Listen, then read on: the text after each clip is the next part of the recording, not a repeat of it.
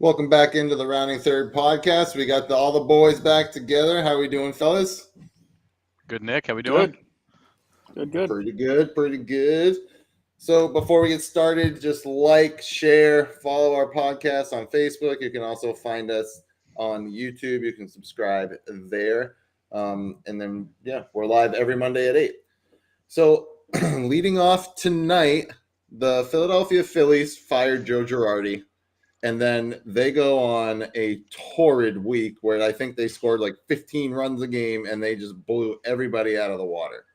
So, I know the answer to this question, but does a manager really have that much of an impact on a team, or is this a coincidence, or a little bit of both? Go ahead, Sean. No, I think Girardi's terrible. I think he was terrible in New York. I think he was even worse in Philly. So, I think it's a little bit of both, I guess, to answer the question initially. Right. This offense was due to have a breakout period of time, though. I mean, they're too talented of hitters, too talented to play in a ballpark like that and not have these breakout moments. Like, they were due. I'm not sure it was going to happen now, but I think it was probably a good timing of we got to get the boys fired up. We got to get everybody kind of back on the dot here. The Mets seem to be kind of, I don't want to say running away with the division because there's still a lot of baseball left, but, I mean, they are certainly the class of that division, and Philly can't fall too far behind. I mean, you can't continue to drop that many games in the division. I probably would have fired Girardi a little bit earlier, but, it was like still end of May, right? Was it like the last day? 2 years ago. It was ago? like the last day of May or kind of right there. Right. So I think it was the right time to fire him, and, the team certainly responded. I mean, and it's been – late innings coming back from behind. You had that walk-off grand slam, was that yesterday afternoon?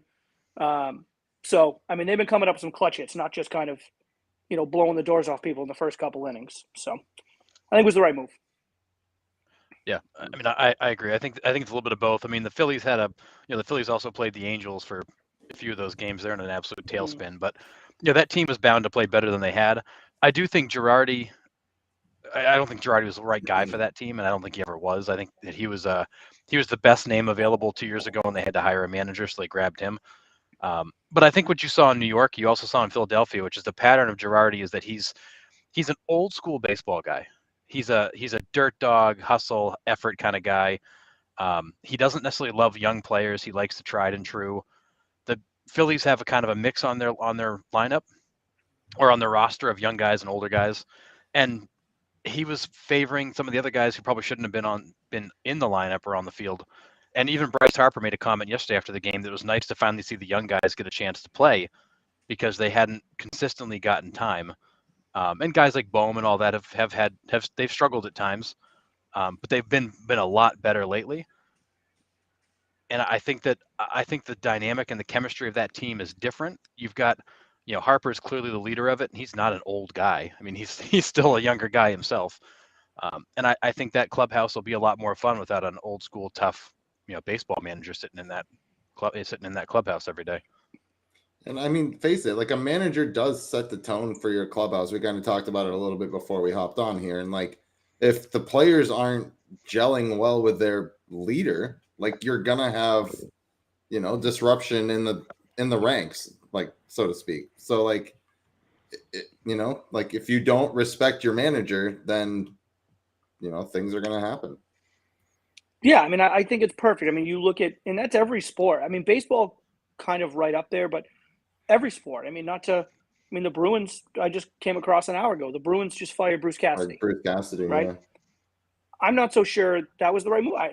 I as a Bruins fan, you watch the Bruins this year, and not often were you thinking, oh, the coach is the problem, right? You're thinking not a lot of depth on defense.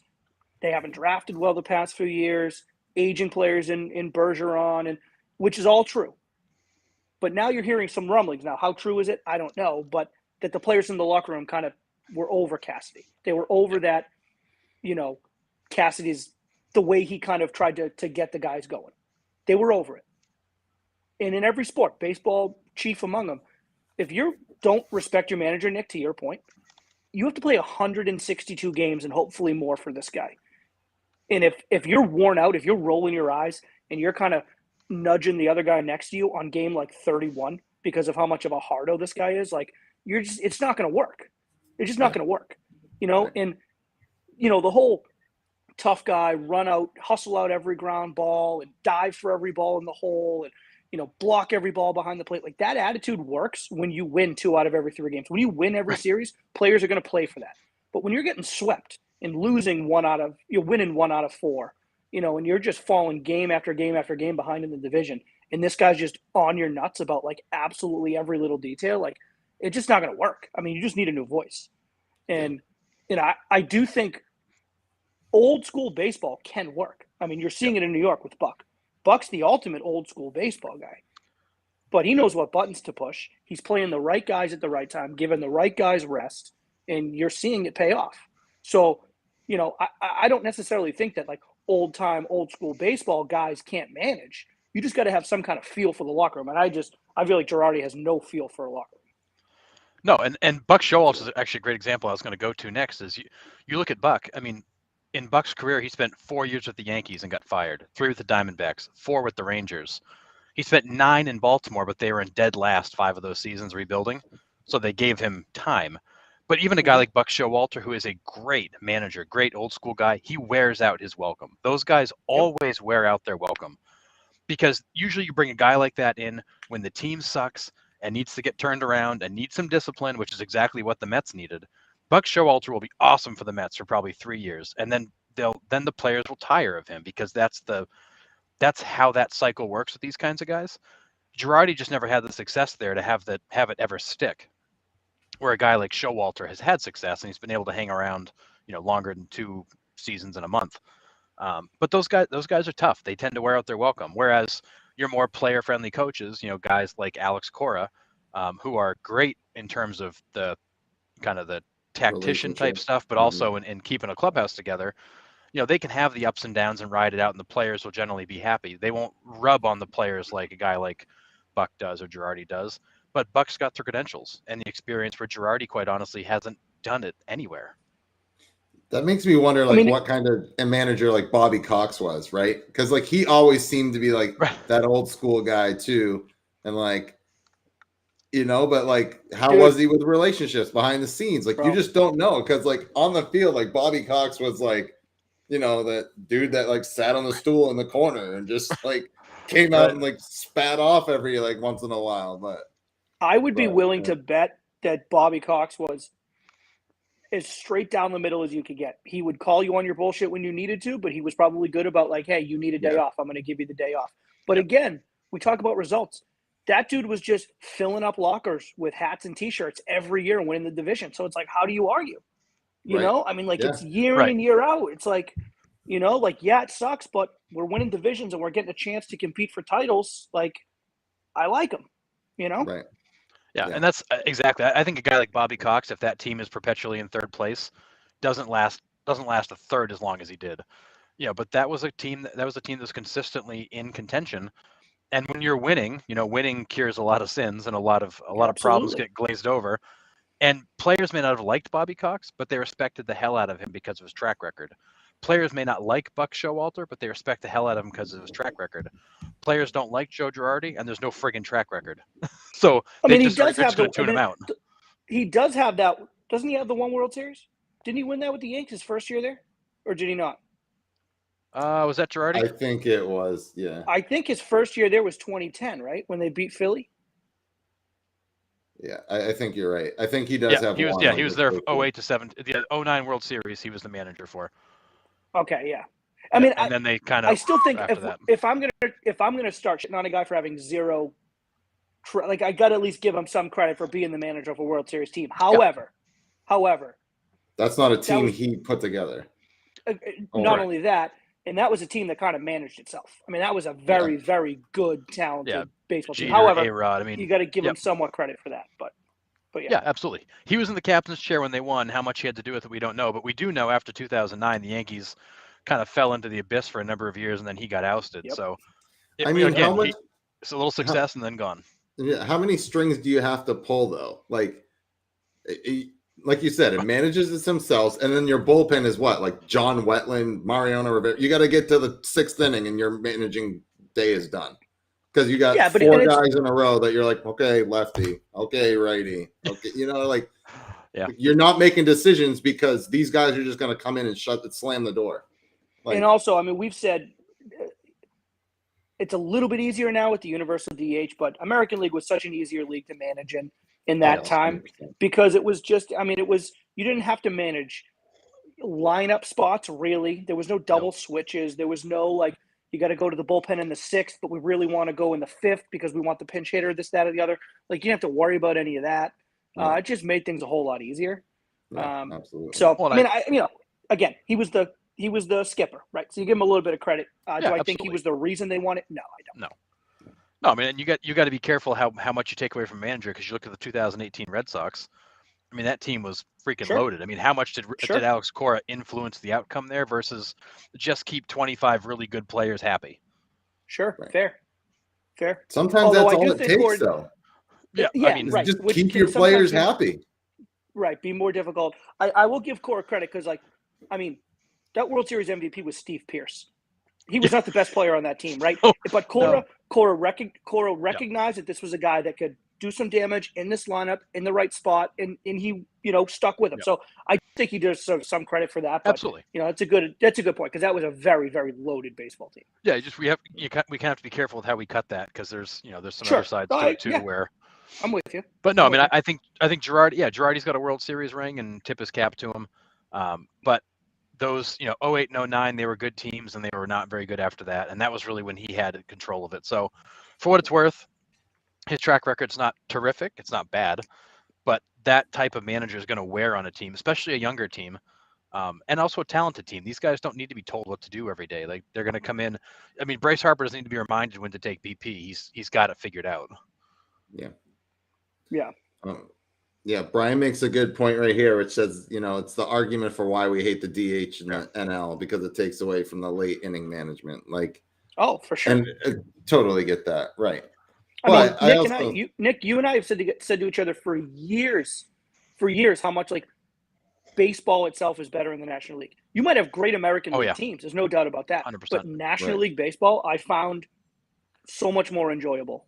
Than just American League ball. Right, and it's so cool when you finally do get like that Madison Bumgarner that comes up and like you have a pitcher that rakes, and like Dontrelle Willis back in the day, or Mike Carlos Hampton. Zambrano, Mike Hampton, Carlos Zambrano, like all those guys came up and were raking, like it's cool when that happens. Or even like watching like Greg Maddux and Tom Glavine and John Smoltz all handle a bat, and like like it was great.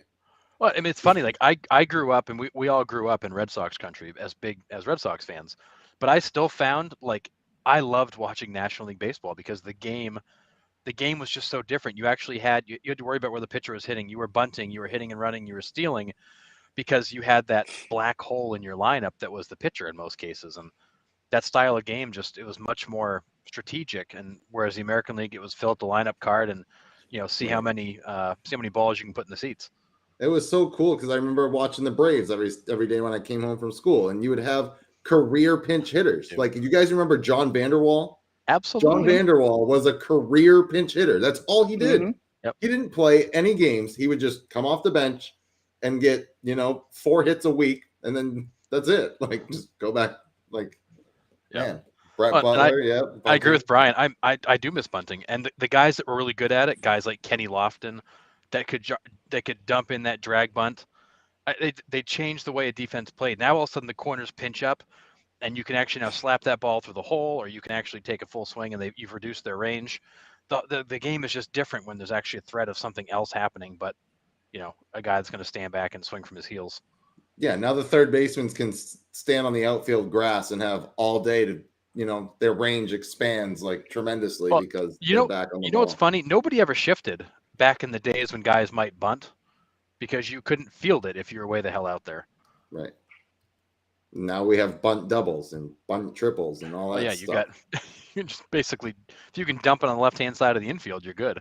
Yeah. I mean, you think a guy like Joey Gallo, who couldn't hit water right now if he fell out of a boat, would have figured that out by now. No, he's got to make contact first. That's even trying to bunt, but yeah, fair point. Maybe he can't even make contact there.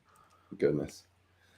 Since Brian asked, I guess we'll just bring it up now about the Blue Wahoos, that game, because that was a wild Unbelievable finish. Yeah. So my the Blue Wahoos, jaw was on the floor for 25 minutes. yeah. So the Blue Wahoos were down by 2 in the bottom of the 9th, I think, or bottom of the 10th, something like that. And the guy reaches on an error, or it might have been an infield single, but the throw was like off the bag, whatever. And then it was a walk, and then 4 consecutive hit by pitches to walk off the game. Like, That's insanity. By the same pitcher. The same pitcher hit all 4 guys. Like, insane. Yeah, there's the link to the video is in the chat if anyone wants to go check it out. It's wild. Yeah, it's 0. I think it was 0. I think they publicized it by saying there was 0 hits in a walk-off victory. They scored 3 runs on 0 hits. Yeah, I mean it's insane. It's on the pitcher to make an adjustment, right? Like you're a professional, granted minor leagues, but you're a professional pitcher, make an adjustment. I mean, where's the manager? I mean, why are we sticking with the same guy? Like, you hit the first guy to load the bases, like, all right, that's tough. We're in a jam. You hit the second guy to go down to now make it a 1-run game. Like, he's out. Like, I'm going to get him. Or you're like, dude, are you all right? Like, and if my next guy comes in and gives up a 2-run single to lose, so be it. Make them earn it. Exactly. You just can't leave a guy out there who's just giving them bases. I mean, to me, that's the most inexcusable part of the whole thing. You're just giving these people bases. They're not even earning their way on. And then he did it 2 more times. Throw strikes. Yeah, right. Throw strikes, let him put it in play. Maybe somebody accidentally catches one, but at least give yourself a chance. Hey, how about this? We're going to leave you in, but try throwing it lefty. Yeah. Go underhand for a few. My goodness. Like, hell, I'd rather see him throw like Albert Pujols for a minute, just kind of lob him in. Right. All of them are right-handed batters. So it's not like he hit a righty and then tried to overcorrect and then hit a lefty, right? They're all right-handed batters. Like, make a slight adjustment. Make a minor adjustment one time. Yep. Doesn't take a lot. Oh, my God. Insane, though. Like, it's so cool. Like, you got to go and check out that link. It's nuts. The craziest thing you'll ever see. And you're just laughing through the whole thing because you're just like, what? Like, you know what's coming, and you just can't believe it. It's like a car accident or a train wreck. You just can't help but watch it, and then you have to go back and watch it again to make sure you actually saw it. You boys told me what was happening, and then he hit the third guy, and I put my hands on my head. I'm like, this is unbelievable. Yeah. You nuts. even know it's coming, and you can't believe what you're seeing. You couldn't believe it. That was wild. I saw that come across my I'm like scratching my head. I was like, I can't. And I watched it, and I was same like what you just said, Harrison. Like, I watched it 3 times because I was like, this can't be real. You almost don't believe what you just saw. Some idiot screwed up that's the correct headline. Yeah, that's a bad typo. Yeah, like goodness. But no, it's legit. Man, yeah, nuts. Baseball, man. Baseball. Love it. Yeah, it's never know. All right. We'll move on to 5th inning here. We got the matchups from this past week. What do we got? I mean, I think you got to. To me, I started Mets Dodgers.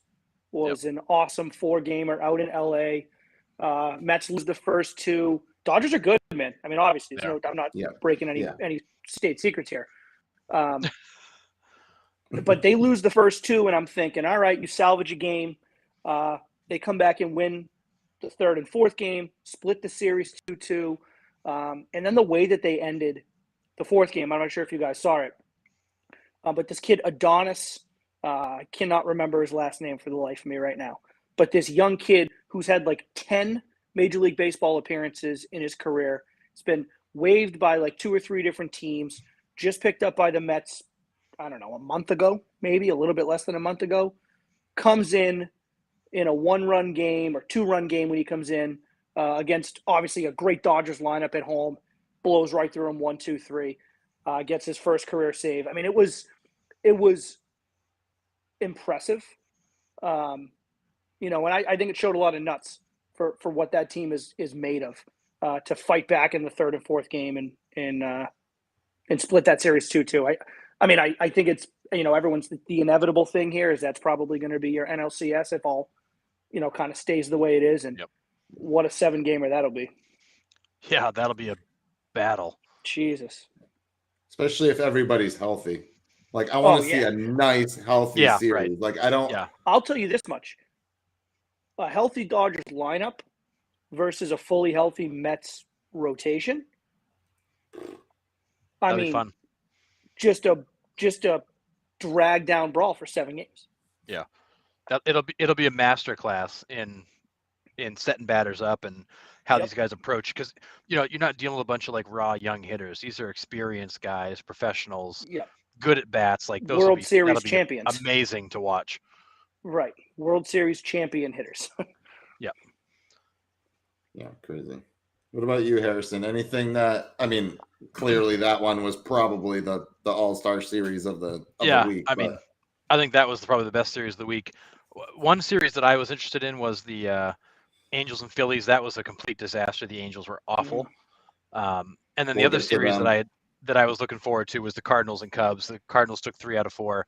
The Cubs are still a ways off. They got some good young talent, but they're still a ways off. The Cardinals are really good.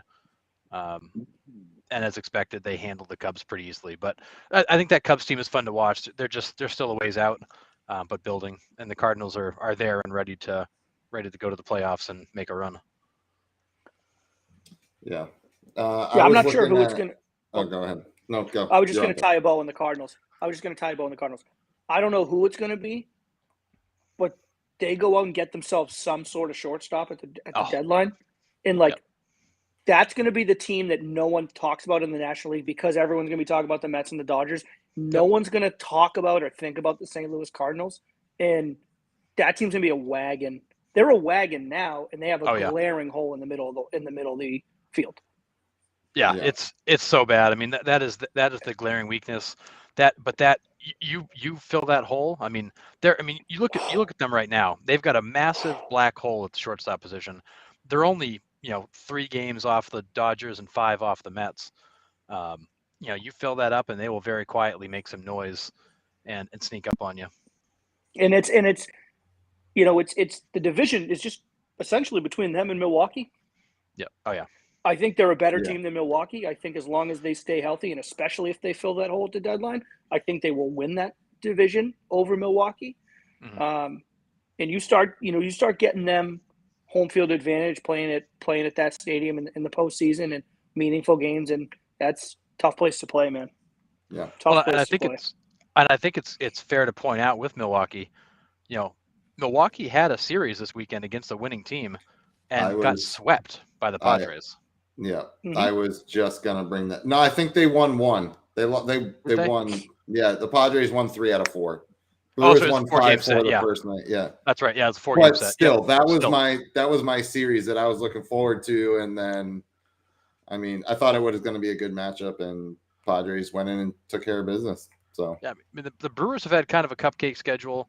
They've struggled of late as their schedule's gotten harder. They played some good teams. San Diego absolutely handled them. And those are 2 teams that have almost identical records right now. So it's not like this was a way better team coming to town. This was one of their peers in that second tier that absolutely smacked them down over a 4-game set. Yeah, absolutely. Yeah, San Diego's another team that, I don't think they're winning the division. I think LA is going to win that division, obviously. But, I think San Diego is one of those teams that, you get them in a postseason series, and it's like that lineup gets hot, man. Yeah. They're just some really good professional hitters in that lineup. And they still don't have. And they're missing Tatis, right? I know, well, of course, yeah. But I'm just saying, amazing. like, what they have now, like the lineup that they're putting out there now is just some professional, good hitters. And it's like, you get the bulk of that. You get, 5 out of 7 guys hitting fairly consistently. That's just a tough order to go through 4 times in a game. Yeah, I think that's a much better line. I know it's a much better lineup than I gave them credit for having. Mm-hmm. When I saw Tatis go down, I thought they'd struggle, and it'd take them a little while to get some traction. But they've handled his absence pretty well, and it's not always pretty. But they've got some guys that can hit. Yeah, they got a couple of young kids that came up and didn't fill the hole, but they've made that gap a lot tighter than it should have been. Yeah, and I think the late acquisition of Manaya's helped. Like that's a good team. Yep. Yeah, They are. They'll be all right. What about series for this upcoming week? Is there anything that kind of? I mean, I want to see if the Angels keep losing because the Red Sox are out there. Listen. Yeah. I mean, I think the Mets stay on the West Coast too. I mean, the Mets are in San Diego tonight. And again, we see what San Diego just did to Milwaukee. Mets taking 2 out of 4 from LA, getting into San Diego. I think that could be a series that I think the Mets, let's say they win that series, I think it says even more about this team. I could see this being a series that they win one and drop the series, win one. It's tough, man. Those West Coast trips are tough. Late night games. It's a lot for the players. But I do think it's the right team. I do think this team is different. I think Buck Showalter certainly is the best manager they've had in a long time. Mm-hmm. So I think this is going to be an interesting series for that. I certainly don't think the Mets are done if they lose the series. You can afford to lose a series here. Right. But I do think it would say a lot about them if they can go in and win the series in San Diego. Yeah, absolutely. So that's the one I'm looking at. I got Dodgers Giants could possibly be. I mean, it's always a good series with those two teams. Those are always fun games. So that, I mean, the other ones are kind of weird matchups. You got Diamondbacks and Phillies, Cubs, Yankees, Athletics and Guardians. Just weird. Cardinals Rays will be fun just to see if maybe the Cardinals can hand the Rays some L's. That would be nice for the Sox. Yeah. That was the series I was looking forward to is the Cardinals and the Rays. It's you got both those teams are kind of right in those second spots in their divisions, and that'll be a good test to see how they match up across.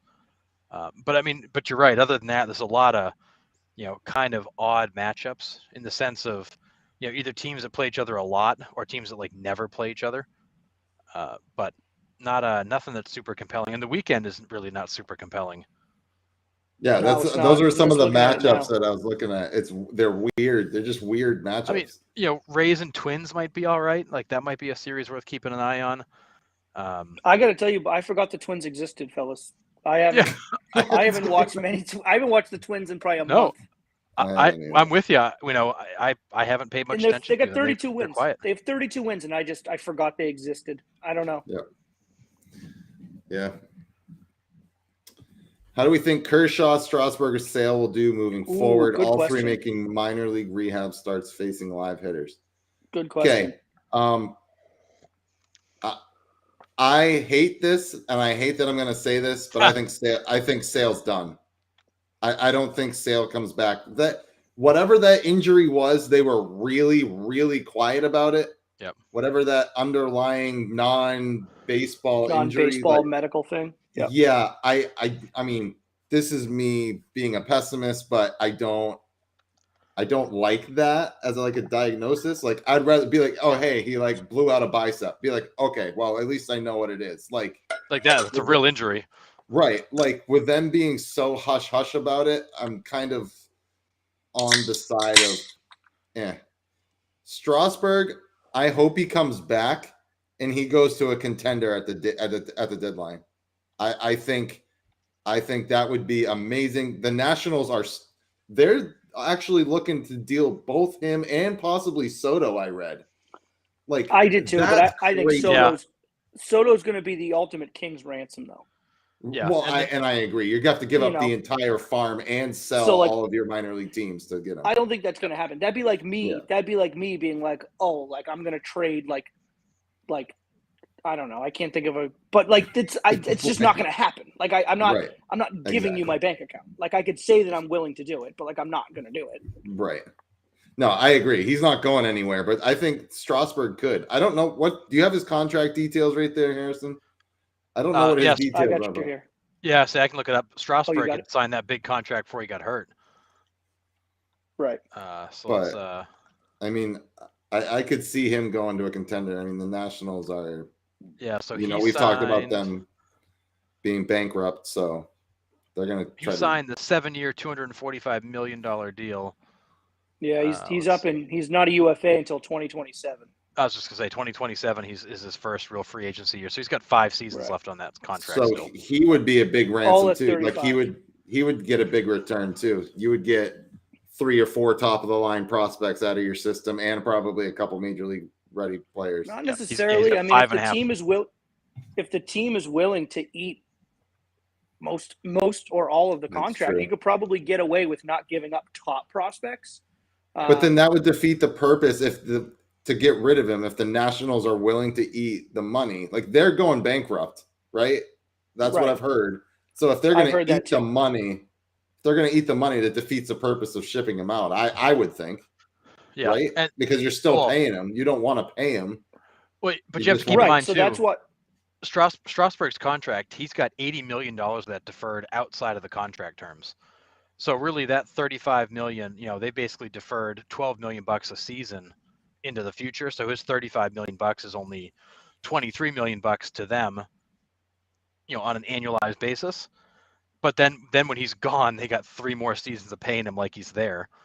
And I so also I think think for them he's got it's a a full financial play. I think he's got a full no trade, doesn't he, Harrison? Didn't Yeah, that I come with believe a he no does. trade? Yeah. Yeah, full So no he's trade got- clause. But I mean, he can waive that. People have waived it before. But No. I'm just saying he's going to have a choice of where he wants to go. Yeah, right. That's all Oh, I'm saying. absolutely. Yeah, Absolutely. Yeah. He'll definitely waive it, but he's not going to waive it to go to Colorado. Is what I'm Yeah. saying. Like No, especially after those City connectors he's dropped. Like, who wants to dude, go those there? are awesome. No, Those way, are Colorado? awesome. Nick, if you're going to get crazy with it, get wild. And they did. They got wild. They Get themed ridiculous. They themed it after their goddamn license plates. It's fucking I don't cheesy. care. They're terrible. I don't want anything that slightly resembles the regular thing. Like, if you're going to get off the wall, get off the goddamn wall. Like, that's how I feel. That's why I love Houston's. But like, theirs has some relevance, like Space City, Houston, NASA. Like, I get it. Like, it's fine. I don't mind them. I at least think the mountains. How can you say Colorado's doesn't have reference? It's the damn mountains. The Rocky Mountains are on the jersey. Green. They're not green. They should have at least made them turn blue. Color. They should have at least made them turn blue. Imagine. Dude, the purple don't stripe care. down the green pants is atrocious. It's I so don't bad. care about the color green. If you are going to get off the walls, get off the goddamn walls. And they did. Okay. They are off the walls. All right, can we Agreed. get back to Brian's question? Yes, So- I'm sorry. Go ahead. When you read the reports, Strasburg looked really, really good in his first rehab outing. He looked good. He looked strong. Velocity was there. He smoked the minor leaguers. Kershaw also looked really good. Struck out 7 in 4 innings in his first rehab outing. So I think Kershaw is going to be okay. I think Strasburg will be okay. If I'm Strasburg, I'm hoping to hell they trade me. And I think the Nationals have to. Financially, they have to move him. Yeah. They can keep Soto for right now because they're not paying him a lot of money yet. But when it's time, they'll have to let him go. They're going to have to move him too because that team is in. They absolutely went for broke with that World Series win. The guy that I have the most questions on is Sale because we haven't seen that guy healthy easy. in 3 years. Right. And right. I'm in the camp of Nick. I think Chris Sale, as we know him, is dead. But the question is, what is phase 2 of his career Chris Sale look like? Is he going to come up and throw 90 miles an hour with an ERA of 5? Is he going to come back and look like the old Chris Sale and punch guys out? Is he going to become a junk ball slinging kind of pitcher? I don't think we know who Chris Sale is anymore, but I think the Chris Sale we used to know is dead. Yeah, I agree. I mean, I would like to see, and I have no idea if it's in their plans. I have no idea. Like, what the hell do I know? But I think with Chris Sale, I agree with you guys. But I would like to see if Chris Sale can be more effective to the Boston Red Sox as maybe late relief, come out of the bullpen kind of arm. Does he have – I mean, you only get so many bullets in your arm. And I don't necessarily – I don't feel comfortable. I mean, I know it's every 5 days, but Chris Sale out there throwing 90-something pitches is not something I really want to see, to be 100% honest with you guys. Right. I mean, can we do 35, 40 pitches? Now, again, it's all about the recovery. How does the arm feel the second, third day in a row? Like, I get all that stuff, and that has to be worked out. But I hope they're not closing the door on a situation like that because I'm not sure how valuable he is as a starter, especially for this Red Sox team. I'm just not so sure. Like, you might be able to get much more value out of him, bringing him out of the bullpen, using him in the 6th or the 7th to get to the back end of the bullpen, which, I mean, admittedly is not great, but maybe that's something that you can get value with. I'm not sure. He's certainly not worth the money that they'd be paying him to do that role. Right. But I mean, I guess that's a down the road problem. But Well, it's But one of he's those going to be things on a like pitch the count money's anyway. right. The money's already What's that? spent and committed at this point. yeah, I said he's just going to be on a pitch count anyways, coming back. There's no way that he's going to be ready to throw. No, your 90 particularly early pitches, on. so. But I'm just saying, like, just make it the rest of the year thing. Just like make it a thing that he does. Like I don't, Absolutely. But I mean, what do I know? I'm sure they have a plan.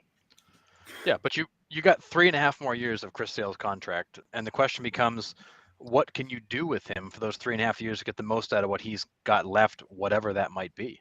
And I'm with you, Sean. I think if we find that he doesn't have the juice to go more than 60 pitches anymore, well, make him an 8th or 9th inning guy and let him throw 20 as with everything he's got every third day or something. I mean, do something with him, but it's painful. This guy's still sitting on the shelf because he just can't physically, keep it together.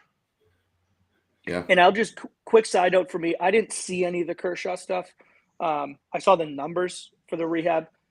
Kershaw is something you just don't know until he gets back up to the bigs. He's such a talented, like cerebral pitcher that even if he doesn't have great stuff, he's going to make minor leaguers look stupid. So it's like for him to get out there and have like a pristine line is like, it's great to see it, but it's like, I don't know, like let's see up against real big league talent. And then let's see if you need maybe a little more time. I mean, he's just such a talented, like smart pitcher that he's just going to, like, these guys look stupid regardless. Right. Blindfolded, he can beat them. Well, in a sense. That's ultimately, I think a guy like Kershaw with reduced physical abilities is going to be a better pitcher than Chris Sale with reduced physical abilities, because I think he's a much smarter, more tactical pitcher. Where Sale was just a sling it and pray kind of guy. He just threw really hard with a nasty slider and half the time didn't know where it was going. Whereas Kershaw is he's that crafty veteran that, even without his best stuff, he can go out there and still pitch well enough. And according to the Dodgers, he's not going to make another rehab start. They're going to call him up and put him right back in the rotation. So we'll see if they end up doing that and he's pitching for them later this week, or if they give him one more. But they feel like he's ready, and that inflammation in the joint is not an issue anymore. Yeah, I mean, I said, I think that's the right move. I mean, for him throwing innings in minor league rehab, he might as well just throw like intra-squad BP. That's it's not. He's not getting value out of that. Right. It's a bullpen with some guys standing in. That's all it is. Right. So they'll call him up and he'll have a perfect game in the 7th inning on 35 pitches, and Roberts will pull him again. 35 pitches. Yeah, he'll have negative pitches in an inning. Yeah. Yeah.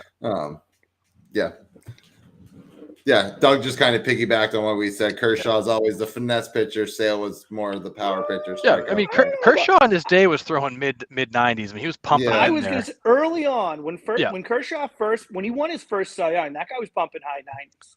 But he had the accuracy too, though. Like, he wasn't just a power pitcher. I mean, when I think finesse pitcher, I'm just kind of tongue in cheek with Doug here, because I do agree with the finesse pitcher, because I don't necessarily think of finesse pitcher as someone who doesn't throw hard. I think of a finesse pitcher as somebody who like sets you up at bat to at bat.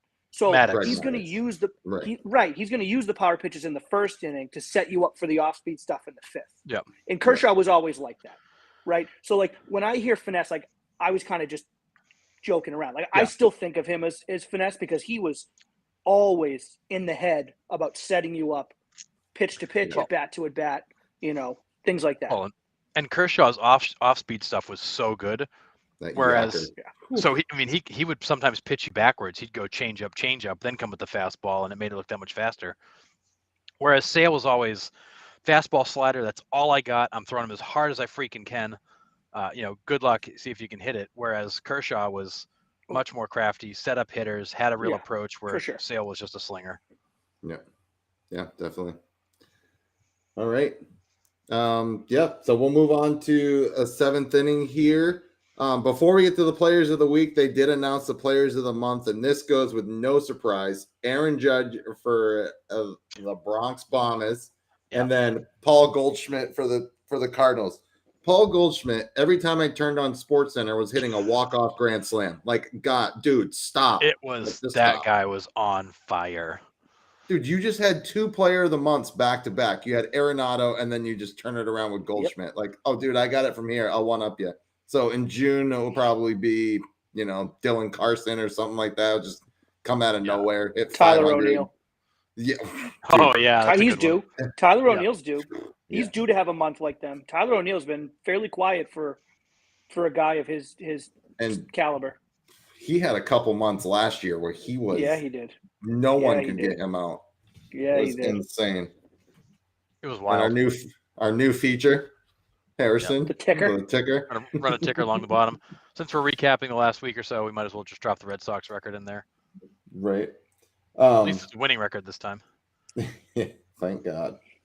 So yeah, I mean Judge, 12 homers, 311, 25 RBIs, only behind, Trevor Story with 50 in the month of May. Yeah, felt like it. Something like it. I mean, Crazy. I want to vomit, but can you make an argument for anybody as the American League MVP right now against him? Based on where we're at in the season. Against Judge? Yeah. I can't.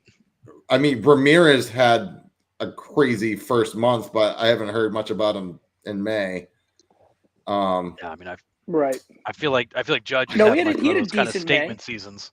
Well, I know a decent May, but like you just haven't ever since April. You haven't really heard about Jose Ramirez as much as I should say. You know what I mean? Like, I don't know. I mean, I think Judge is a front runner, and it's a contract year, so the writers are totally gonna, bump him up. But yeah, I think he's on. I mean, Devers doesn't have the home run numbers. I mean, he's hitting he's hitting over 340. He's got 77 hits. He's leading the league in doubles. I mean, I think Judge is a tough one to beat just because like the numbers that stand out he has those numbers, right? He's got the home runs. He's got the ton of RBIs. But I do think, I think you could extrapolate if Devers has this season full year and extrapolate that out. I think there is a case to be made, but it's probably Judge's to lose. Well, and I feel like what hurts Devers is the fact he's got so few RBIs because for the first 6 weeks of the season, there's friggin' nobody on base when he got to the plate. Yeah. Right. Yeah. No. 100%. 100%. For sure. But 77 hits, man. I mean, 77 hits. I know. No right joke. now, I mean, that's no joke. 2 months. That's no joke. Crazy. So Goldschmidt batted 404. He had a 1288 OPS. 1288. 12 home runs. Was second behind Mookie Betts, who we talked about a little bit last week about how he didn't play the whole month of April and then just went on an absolute tear. He had 33 RBIs in the month of May. So those are like friggin' wiffle ball league numbers. Yeah. I mean, no joke. Crazy. Yo, we got a good question here, Nick. This one we do need to kind of hear about at some point.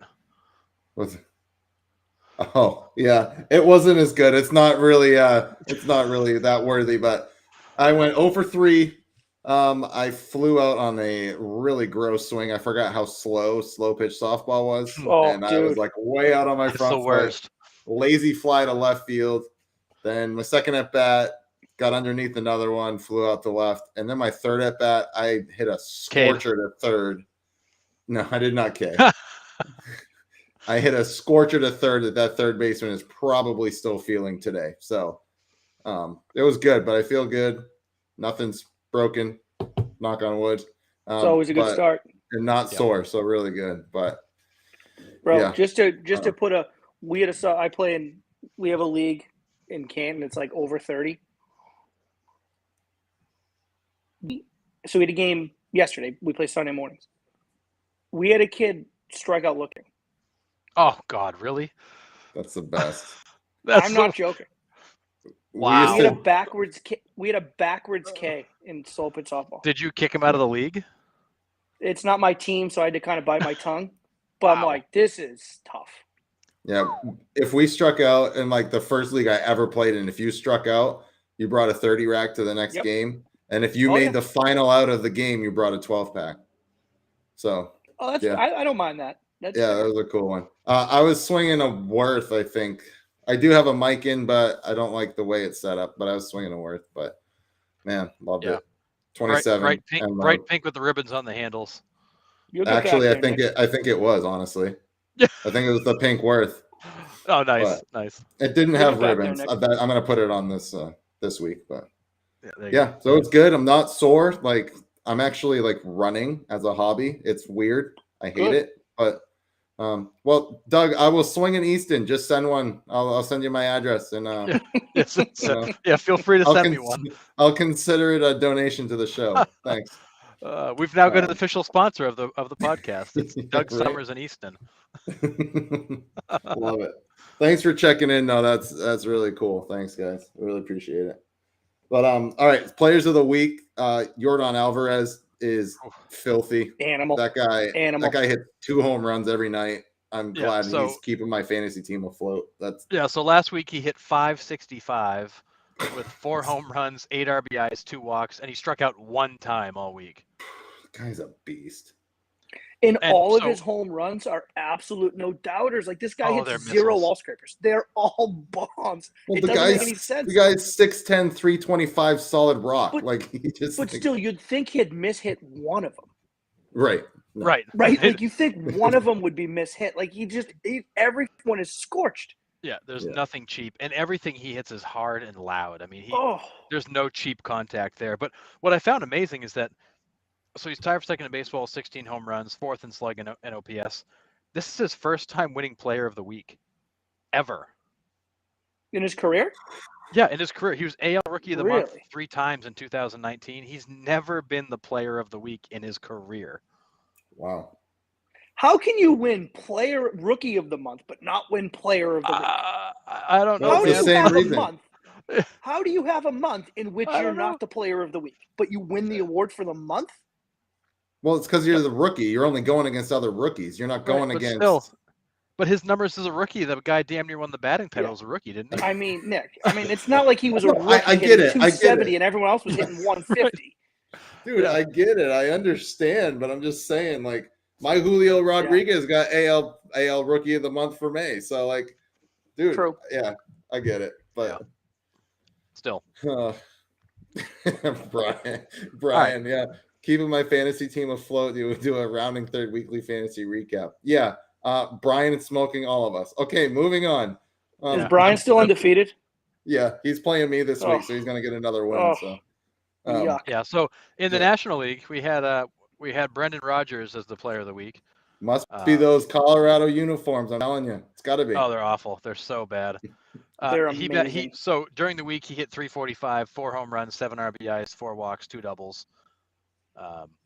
And kind of carried them over a weekend series against the Braves. He was basically all of the offense for that series. Yeah. Another guy, first career Player of the Month award, and first Rocky to win it since C.J. Cron last year. Yeah, which C.J. Cron probably could have won it like the first 2 weeks of this year. He certainly probably could have. Yeah. Cool.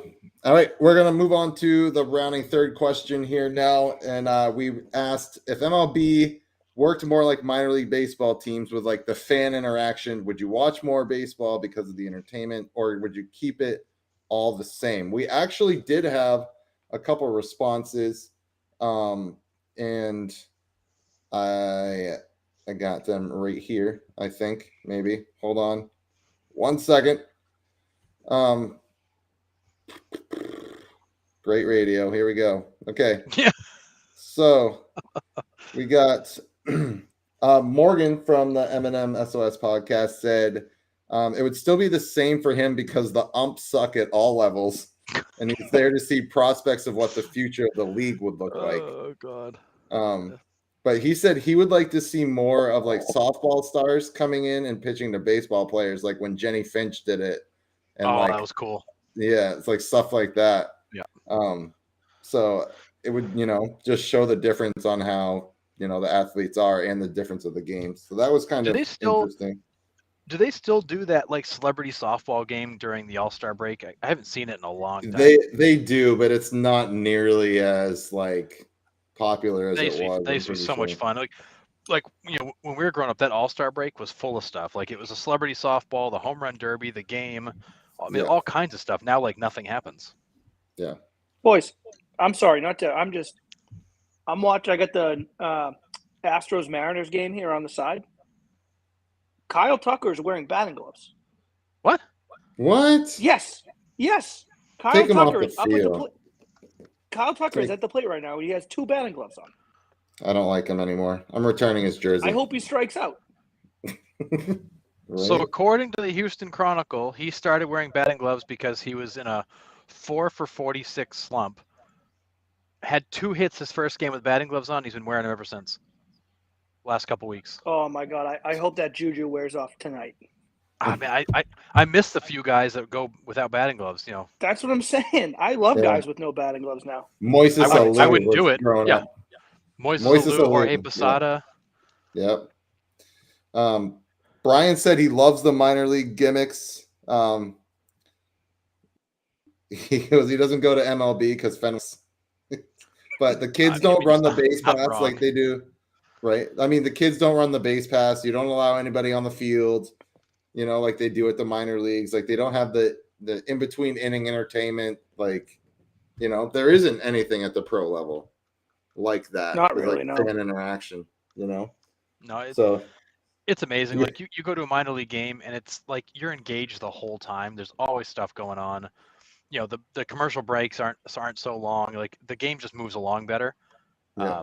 I was at a Sea Dogs game a couple weekends ago. Pitch clock's going, game's moving. The game was over in less than 2.5 hours. It was a good game. Sea Dogs won like 6-3 or something like that. But good game. Kids went down and ran the bases after the game. You know, Slugger's up on the dugout doing crazy stuff, driving a 4-wheeler around the warning track or on the brakes. Like it's just Fellas, like my kids can't wait to go back to a Sea Dogs game, but they don't want to go to Fenway. They've got no interest. Right. He just went deep. Of course he did. Of course, yeah. He just took a hanging slider.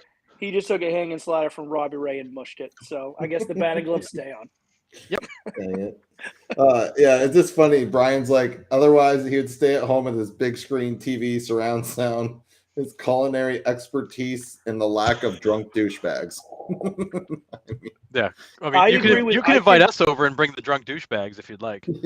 I think Doug's perfect with this. Like, you can't turn every game into a Savannah Bananas game, and I 100% agree. No, absolutely. But like, I do think a little bit more consistent fan interaction would be good, especially if, you know, we're talking about you got to find ways to get younger involvement, younger engagement in the game. Yeah, that's how you do it. Now, maybe you could say that the theory is you know, they're starting it at the level for that reason. Right. Minor league tickets are cheaper. Minor league games are easier to get to. Theoretically, that's where you bring the kids and get them involved. Like, I get all that.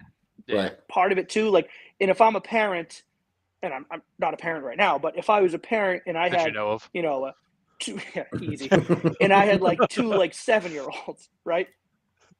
I'm not trying to pay $100 a ticket for my 7-year-old to go play with the mascot and run the bases. So like, right. I do kind of get that side of the argument too. Yeah.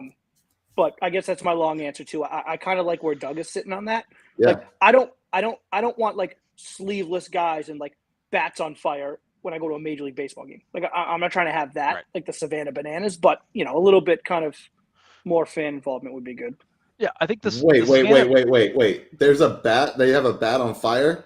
They've done that. You didn't see that one? You didn't see the clip? I haven't seen that one. Oh my God, he went up to the plate with his bat on fire. It was awesome. Yeah, the guy put some amazing. he put some like flame thing on his, and they lit it, and then he went up and he had like a bat on fire. Oh yeah, God, dude, I would torch and my it's unbelievable. And be naked on the spot. But they just changed the rules in Savannah, Georgia. Like, you get a guy on first base, and then the pitcher, like in the middle of his motion, does a dance. It's like, that's a balk. Like, in what world? Like, what are we talking about here? Right. So Savannah, it's a little crazy. But. Yeah, the Savannah, going to a Savannah Bananas game every single night would probably drive me insane, because it's stupid and quirky and it's a cheesy. Right. It's a circus with a baseball game. It's a carnival. And they sell it as that. This is basically a circus with a baseball game.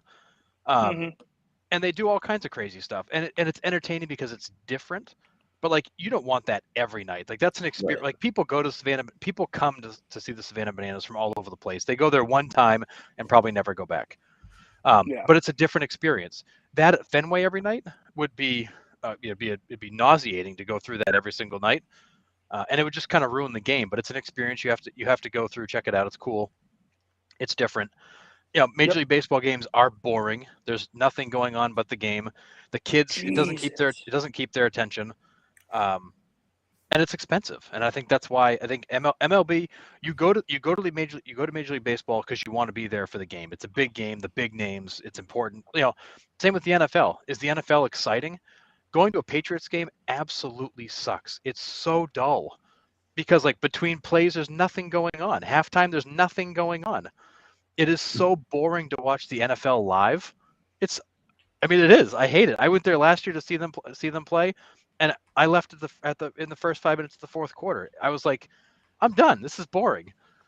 The only thing I hate about the live football games is like kickoff, commercial break, then touchdown, commercial break, extra point, commercial break. Literally, they break the huddle and the ref goes, no, we got a timeout. So they just like stand there. Mac Jones on the sideline flinging a football. That rule has been changed. The flow of an NFL game live is atrocious. We got you.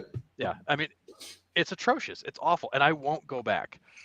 I'll happily watch it from home, but I won't go back to Gillette Stadium to spend all that money to watch guys stand around for 3 hours and watch 10 minutes of action. And MLB is kind of similar. There's a lot of nothing going on. There's a lot of random PA announcements when the guys are taking ground balls and you're waiting for a commercial break to come back. It's not exciting. Yeah. But the minor league games, that's where the kids keep their attention. That's where you hook the young crowd.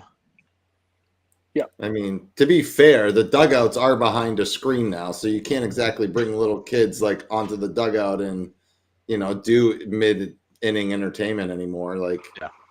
But yeah, I'm with you. But you're right. It costs a family of 12 or a family of 4 like $1,200.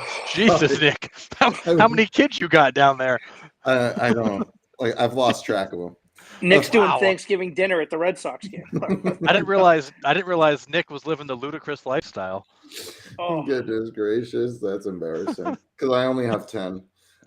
So anyways, no, but like a family of 4 is $1,000, if not more, to go by the time you park, by the time you get into the game, by the time you feed them, and you feed them 2 hot dogs and like, Daddy, I want popcorn. And you're like, feed them popcorn. Like, Daddy, now I'm thirsty. And then it's crazy. But well, yeah, and good point here from Matt. I think the NBA is good because they do have things happening during the breaks. NHL's good too. You got the ice dancers out there. They're best out of the 4. They're firing t-shirts into the crowd. Like it's not even close. NHL. You guys got to understand what you're talking about here. The top 2 teams, or the top 2 sports, I should say, are the 2 sports that have constant action for large periods of time. And then there's a break, and then there's large periods. Like baseball and football are not like that. Like that's football fair. And baseball are meant to be at a slower pace, like when you're there. Like that's the whole point.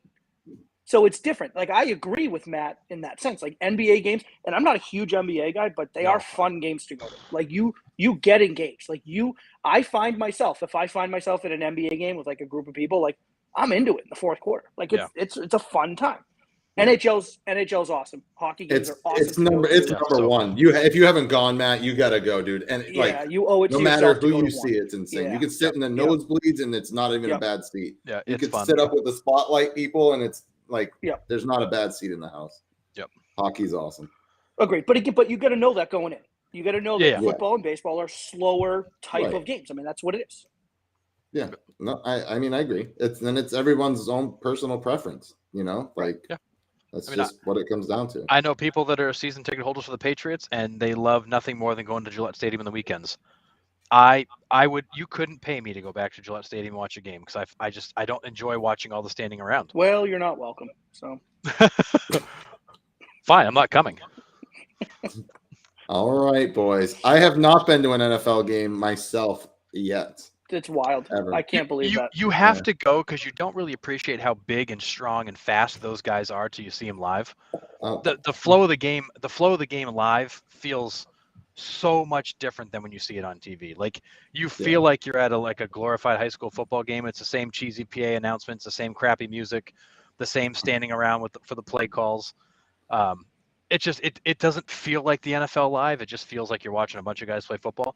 But when you see how big some of these guys are is the most amazing part. But how fast they move, when you see with these massive tight ends how quickly they get down the field, it's scary, man, how athletic these guys are. Yeah, I mean, I get it. I mean, I've seen some of those guys up close and personal, and like I said last week, like I'm 6'2", 250, and I'm a shrimp next to them. Oh yeah. Oh yeah, it's Yeah, scary. it's I mean, Mac Jones looks like a little kid, and he's probably 3 inches taller than me. yeah, It's wild. insane. Yeah.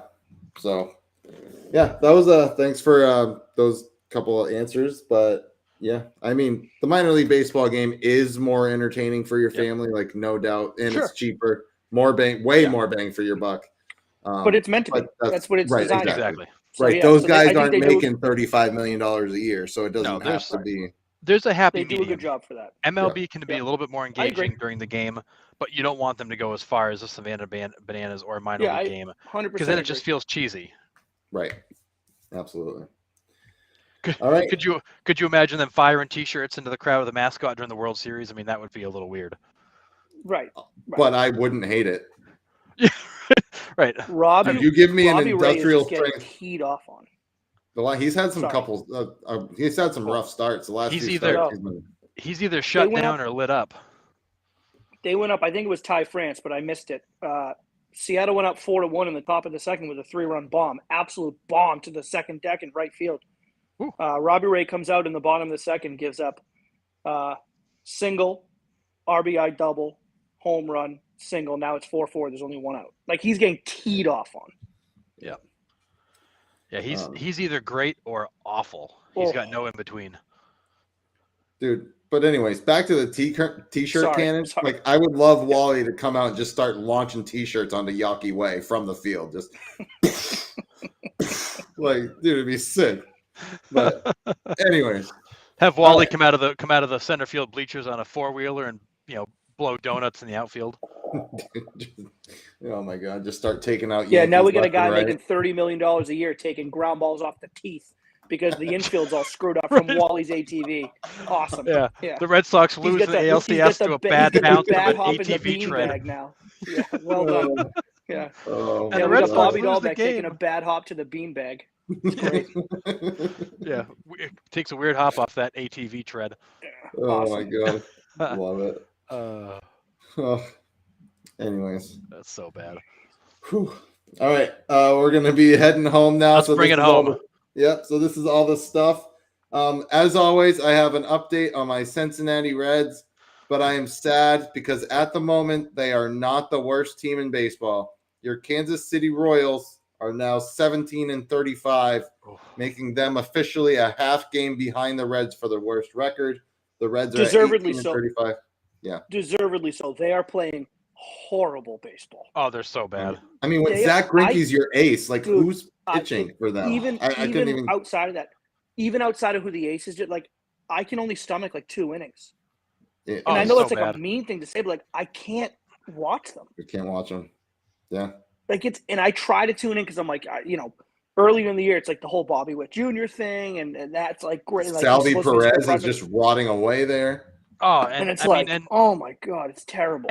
and Witt's been okay, kind of He's streaky, fine. but Yeah. I mean, sadly, these guys never live up to quite the hype that you hope. But I mean, he's been pretty good. But that's And, because and they're the Salvador- Royals. You put Salvador Bobby Perez Witt is in just another like- organization, he might be Oh. better. Yeah, and Oh, poor he will, Salvador you know. Perez is just like existing right now. That guy's got to be Right. hating life in Kansas City. But we've talked about like Alex Gordon before, and he was supposed to Oh, be yeah. like the hot prospect coming up, and like he just rotted away in Kansas City for his entire career. Did he have a good career? Sure, but could he have Well, had a the better thing- career somewhere else? Probably. But I think Alex Gordon is the perfect example because it's like you finally saw what Alex Gordon can do when they put young talent around him. They won a World Series. I know. Right. Like Alex Gordon was put with competent baseball players like Yeah. Hosmer and Moustakas and Alcides Escobar. He was put like they put a good team around Alex Gordon, and Alex Gordon was the best 7-hitter in baseball. He was likely the unsung hero with that World Series team, and he was just Absolutely. the steady, everyday player that came up with big hit after big hit and made diving catch after diving catch in the outfield. And everyone was just like, "Hey, this Alex Gordon guy's pretty good." It's like, yeah, no shit, he's been around for 9 years and he's nasty. right, like- right. But like and then they just gave the team away, and then Alex Gordon was like, well, back on the Royals. Like like it's such a shame. Like it's it's baseball purgatory. Like you're just It's like awful. you're just trapped there in existence. I mean, a guy like Bobby Witt, the guy's hitting 224. He's got 52 Ks in the year. He's going to strike out 175 times this year. 7 home runs, some RBIs, some doubles. Nothing stellar. A decent rookie campaign, but he's in a lineup of friggin' nobody. And then you got Salvador Perez, who's hitting under 200 with 8 home runs. I mean, that guy, he goes to the plate, and it looks like he just wants to go like rip a cigarette and sit at the bar. Yep. Because he looks like he's got zero interest in being there. Which is I don't crazy blame him, because though. he had a phenomenal year last year. How many home Oh, runs he's did he hit last year? Didn't he 40 hit like something. 40 He hit- something, 47? I was going to say he hit over 40. Yeah. Like, God, man. Like, It's it's the new Tampa Bay. Yeah.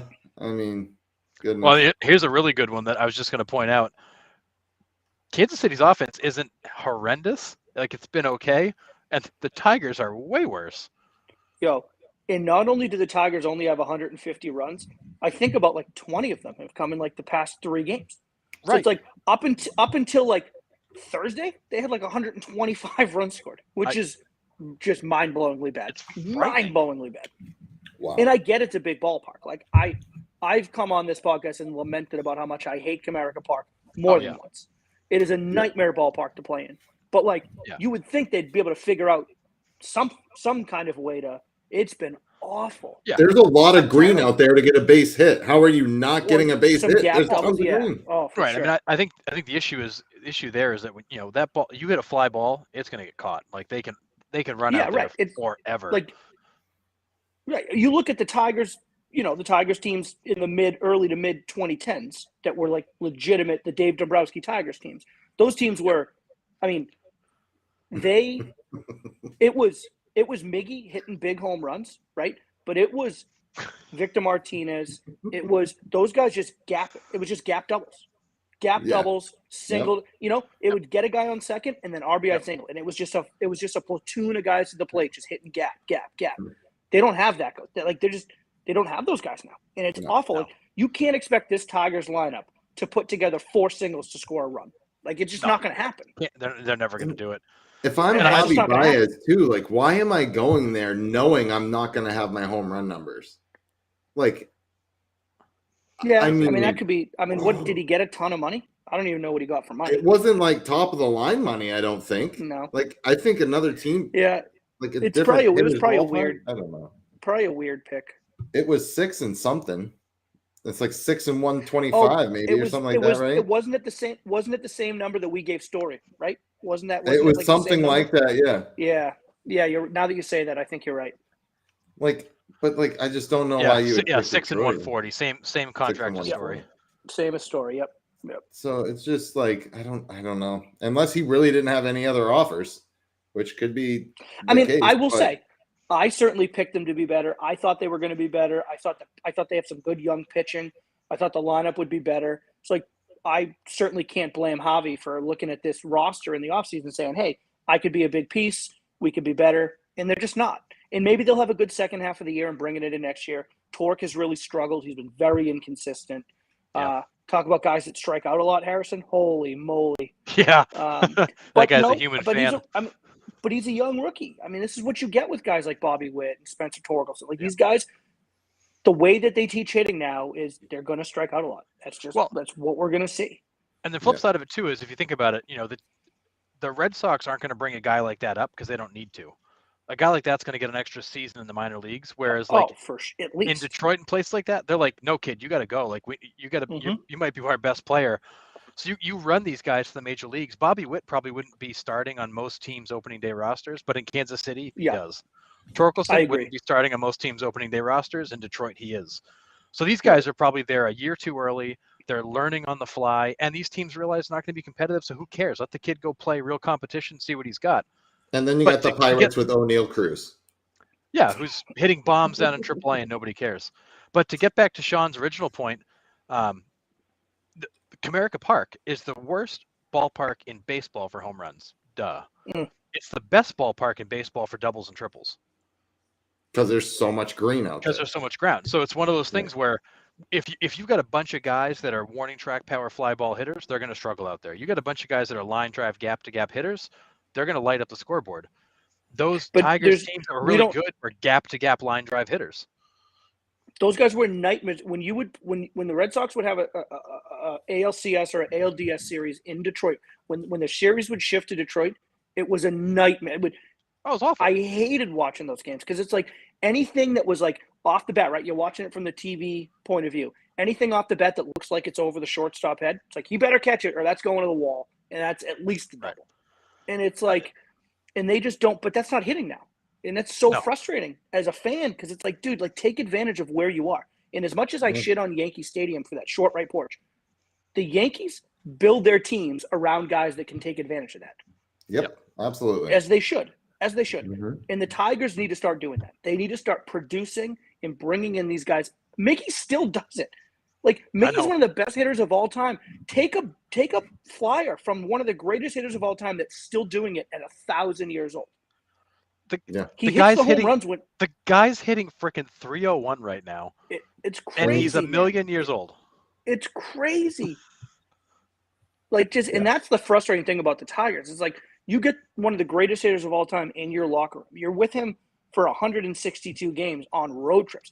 Like, are we not taking flyers from this guy on like maybe just dialing back on the home run jaunts and just throw something out into a gap?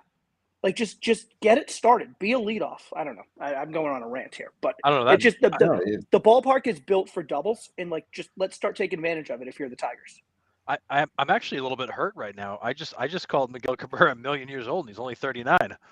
Yeah. Ouch. I mean, Jesus, That hurts. Nick. That hurts Like- me. Anyways, I'm around the corner, so I'm looking at it going, "Holy crap! When did that become a million years old?"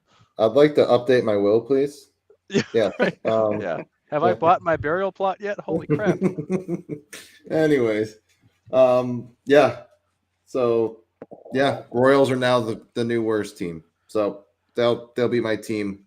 I think I'm gonna buy a hat for whoever's in last place and have the worst record. So I have the Reds hat's on the way. So I guess I'll have to get a Royals hat here coming up. So, Yep. And I got an Easton bat coming. Thanks, Doug. Nice. Beautiful. so- love Beautiful. to see it. Yep, and Now it's if we documented. could just so find it's coming. somebody to sponsor you with some nice cleats and a glove, you'd be all set. Goodness, I'll take it. So we kind of mentioned this before. The Anaheim Angels of Los Angeles, of California, of the West Coast are in an absolute tailspin. They've lost 11 straight, but their City Connect jerseys are fire. Sick. Oh yeah, They're they are. sick. Yeah, they They are. are sick. See, And I will say Okay. this: I'm going back because they're not off the walls, but those are sick. Yeah. thank you. They're not off the That walls. is- Now I'm saying if you're gonna, but those are sick. Yeah, That is the first City Connect jersey I would consider buying one of and wearing. absolutely. The font on the Behind front of the Colorado. jerseys is sick. The No, not Colorado. diamond with their number in the bottom left Yeah. quadrant of In the the jerseys. So sick. Their hats, I mean, probably sold out, but I want one like That yesterday. mine's on the way. Mine's on the way. Oh, you already got one? Yes, God sir. damn. Dude, next time Oh, the buy hat is two so and then I'll sick. just Venmo you. So sick. Should have bought 3 and All let right, me deal. know. Yeah, right? Deal. Jeez. Well, I don't know you guys' dome sizes. Well, Really Nick, you big. got a big dome. that's 7 1/4. No, it's not. Oh, that's not that Yes, big. It's it like is. 9 3/4. You shut up. Dude, it's no, it's 9 3/4. I mean, we're talking about this dome up here, buddy. 7 1/4. Whoa, Oh, easy, whoa. easy, Easy. Did we switch to metric there for a minute? Did I miss that? This is a family show, Nick. Yeah, oh yeah, inches, not millimeters, right? Yeah, right. We went to metric there for a minute, I think. Yeah, my bad. Yeah. So, anyways, yeah, Angels tailspin. Okay, Barry Bonds. Okay, Bonds. Yeah, so Angels lost 11 God. straight. I mean, I think they're all right. They're just in a skid. I mean,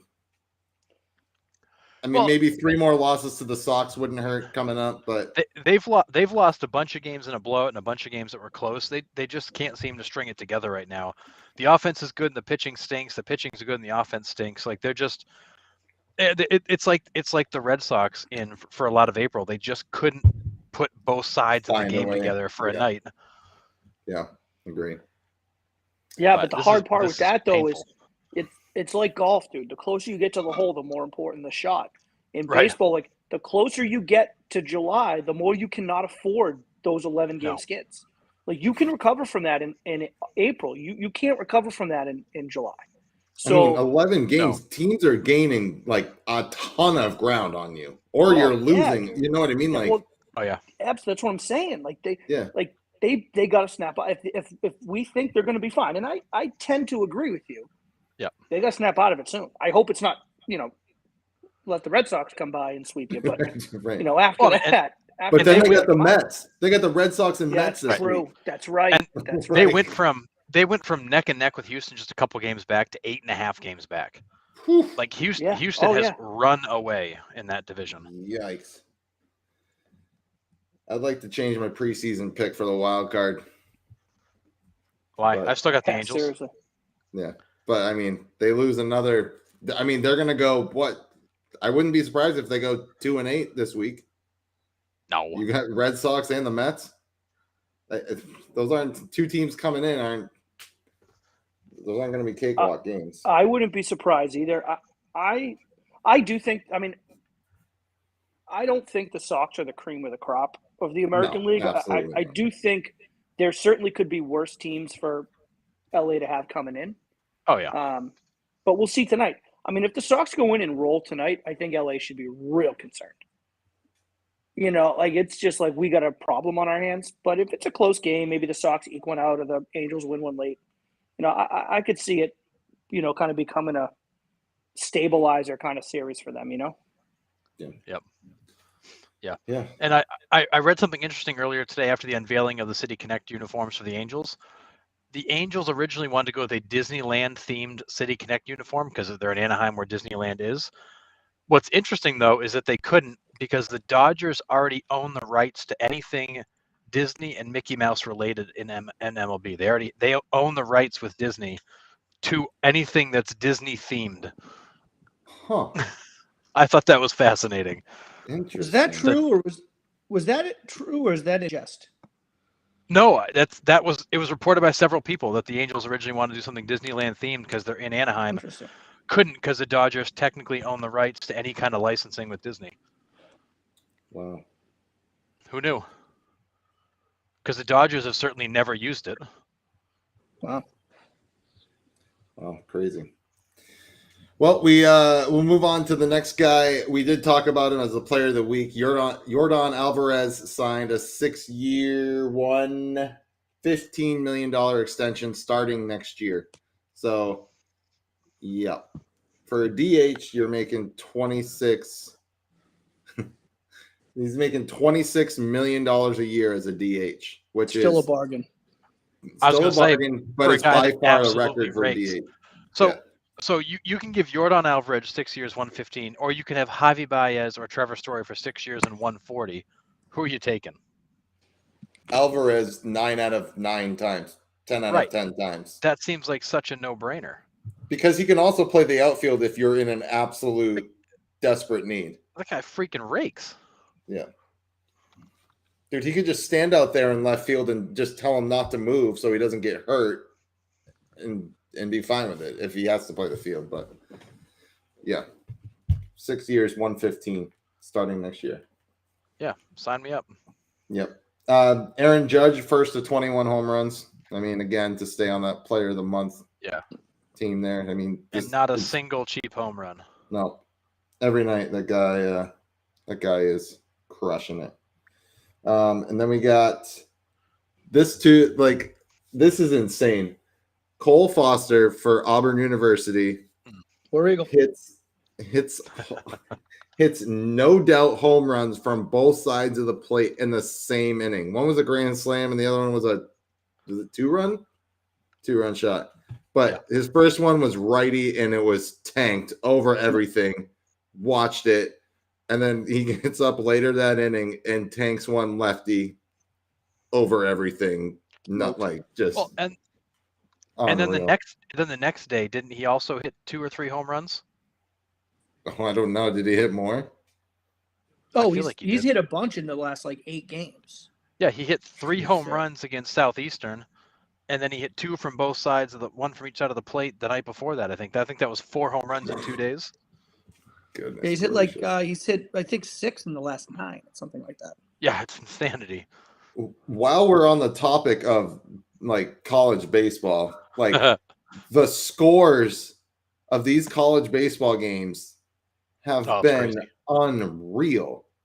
Like, what was the other one the other night? They were down 13-0 and they won like 28-14 or 28-15. Oh, yeah. Like, what the hell? It was Oklahoma State. It's weird. What is going on? Oklahoma State was down by 13 and they came back and won 28-15 or something like that. And they changed the bats all those years ago, and I feel like we haven't seen scoring like this since then. It's been it was Oregon weird. State. Oregon State, sorry. That's right. Oregon State, yeah. Like, goodness gracious. But like that's like the fourth or fifth game that's gone like over 25 runs for like it's insane. Like they've scored more points in these playoffs than all of college football playoffs did. Like, and it's not just it's bombs though too. Like it's not just like string hits. I mean, everyone's just hitting moon bombs. Yeah. I don't understand it. From Oklahoma State. This his last name is oh Jesus. It's like it's like Rock something. I'll have to look it up.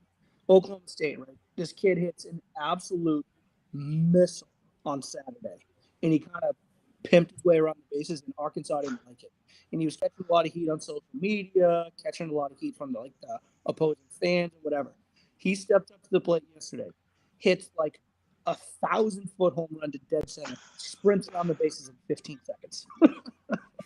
It was awesome. Nice. Doug, Bill Miller did it twice in the game. It wasn't in the same inning. Fernando Tatis is the only one to do a grand slam or 2 grand slams in one inning. That's right. But his wasn't from both sides of the plate. He just hit it in the same inning. But yeah, Miller did it in that game against Texas. So you're right there. But I think it was 2 separate innings. And I heard there's some news out of NC State, Nick, on the baseball. Yeah, Tommy Tanks entered the transfer pool. I don't know why I can't say transfer portal. So it's a sad day for my pack. But how cool would it be? How cool would it be if you went to Tennessee and you had the volunteer firemen on one side and Tommy Tanks on the other? Yeah, so cool. Oh, come on. You can't think for a minute that guy was going to stay at NC State after the season he's had. I mean, 27 home runs as a freshman. I wouldn't be surprised if he just declares. I mean, that's an option too. He could always choose not to sign and go back, but yeah. The only thing is like, I mean, this is kind of off topic, kind of not, but like the whole transfer portal for college now is just an absolute joke. Like these guys are just, I mean, basketball, any sport, girls too, are just, I mean, NC State women's basketball, there's girls just flying around like it's free agency every year. Like they're not even treating college as like a college anymore. They're just going like, where's the best opportunity I can go, and take a couple classes, but play basketball for a semester and there's no penalty for sitting anymore. Like you transfer, you play, you transfer, you play. So like there's people that have been to 5 different colleges in 5 years. Oh yeah. Like what, like, I don't know. I just don't agree with that aspect of it, but that's something else for a different day. And I'm not sour just because Tommy White's leaving. I think you should be allowed at least 2 transfers in your career, but 5 is insane without penalty. Well, yeah, that's crazy. You're clearly abusing the system if you're transferring every year. Like, maybe you're just really bad at picking where you want to go, but that's a bit crazy. Yeah. So we'll end on a little bit of a higher note because I got one for you, Nick. Okay. So has if anybody's keeping tabs on Kumar Rocker, the number 10 pick in last year's draft, he is currently pitching in independent league baseball, so he can go back into the draft in July because the Mets chose not to sign him because they didn't like the scope on his shoulder and they didn't like his long-term prospects. So Kumar Rocker, who was considered at one point the best pitcher in last year's draft, he and Jack Leiter kind of battled for that title. Got picked 10th overall, never got signed. He's in independent league baseball, pitching his way back into the MLB draft next year. So you got a guy who might go in the first round again with incredible talent and what looks like a pretty healthy arm because he's throwing Jack gas. Is Leiter with the Rangers? Rangers drafted him, yeah. Yeah. But nice. So there's a pitcher that nobody expected to still be around that's back in the draft for this year. Yeah. Yeah, you're right, Brian. Like when you go, 5 places in 5 years, there's no consistency. It's brutal. And as I can appreciate the sentiment, but how many of these student athletes are actually getting an education while they're there? Yeah. Nope, I'm with you. I mean, most of these guys are studying, football and girls or baseball and girls or, whatever. I don't know. I think baseball's a little different. I mean, the percentage. I mean, if you're going to play college baseball, like I appreciate all the talent in the world to be a Division I baseball player, but like you're going to need an education and a degree because it's like most of you, if you go on to the next level, are flaming out at single or double. You're going to have to get a job. Like that's pretty short-sighted if you're a college baseball player to not care about education. Like it's one thing to be like a college basketball player and a college football player. If you're the best of the best, like you're going to the next level. Right. Baseball's tough though. I mean, like it's such a crapshoot at a certain point. It's just it's the hardest sport in the world. It's the hardest sport in the world, and it's got the most levels of minors that you have to get through in order to just have a chance. It's you'd be very short-sighted to be a college baseball player and not care about your education. Like that's yeah, absolutely. So to end it tonight, Josh Hader for the Milwaukee Brewers is on a 40-inning scoreless streak right now. The guy has just been absolutely, completely dominant. So he hasn't given up a run in 40 innings at this point. But how comfortable must you be as a manager when that's the guy at the back end of your bullpen? Oh my God! It's an 8-inning ball game. It's an 8-inning game. That's it. I got to win the first 8 innings, then we're good. Yeah, definitely. Thank you, sir. Go Sox. Yeah, Brian. Waka waka waka. Yeah, I mean, I'm gonna stay up and probably watch that a little bit, couple innings before I hit the hay. But yeah. Anything else for tonight before we head out? That's it. No, I don't think so. All right. Good show tonight. Thanks for the interaction, fellas, and we will see you all next week at 8. And please check out our Facebook page and YouTube channel, and we will see y'all next Monday at 8.